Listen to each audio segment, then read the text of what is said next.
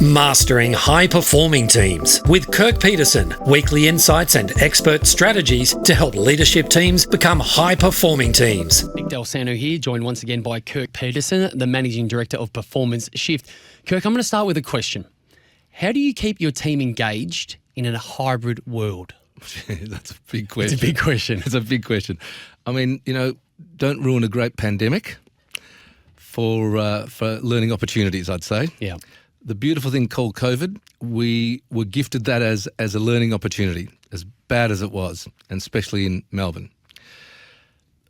We need to understand that there are three major bits here. There is policies for hybrid working. Yep. There is framework for hybrid working, and there is flexible working arrangements. My opinion is you need framework and you need to be flexible in your working arrangements. Now, a lot of people don't like this policy stuff that talks about 3 days from home or 2 days from home or whatever. But the challenge we've got is we need to take the goodness out of this, not just the challenges out of this. Let me give you an example, Dal, of North America, Deloitte's North America. They have not one senior leader in the same state. They meet every month, face-to-face, but more importantly, their collaboration is through the roof. Why? The key to hybrid working arrangements are three words: trust, accountability, and results. And you can't have one without the other here. And frequently what we see is people don't feel trusted, feel micromanaged, but their accountabilities aren't strong and they're not getting great results. So that hurts that concept. We need all three. Let me state them again. It's trust, accountability, and results. I like the sound of that. Are we still learning about this flexible working environment or the hybrid world that we now live in? And how do you help? What tips can you give businesses to not only accept it, but to thrive in the new world? Couple of tips. The first is getting rid of this busyness concept. Mm-hmm. It's not about doing stuff. It's about being effective with your stuff. And you can only be effective when you realise what is the accountability your job and the team that you're working in has. You need to be aligned to that. That's the first bit.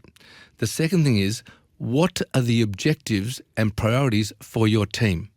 Because if you're misaligned to your priorities and the objectives of the team, well, then you're probably going to be busy, not effective.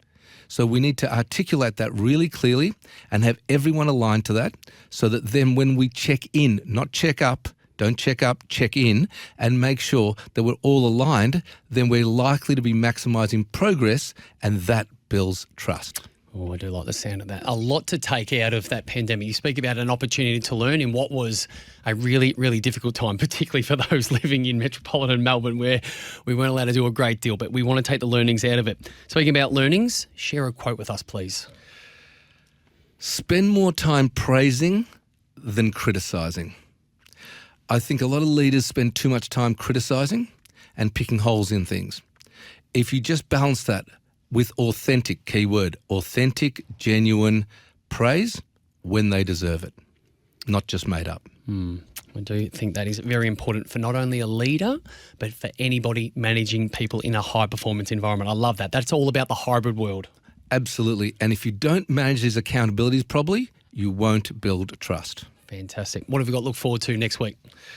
Well, next week, we may be touching the base around feedback, giving and receiving. I already feel nervous speaking about feedback. It's a big, big, scary word. Kirk Peterson, always lovely to see you. Thanks, mate. Visit performanceshift.com.au and as a first step, take our free mini team assessment to begin unlocking your team's potential. Shift your mindset, shift your performance.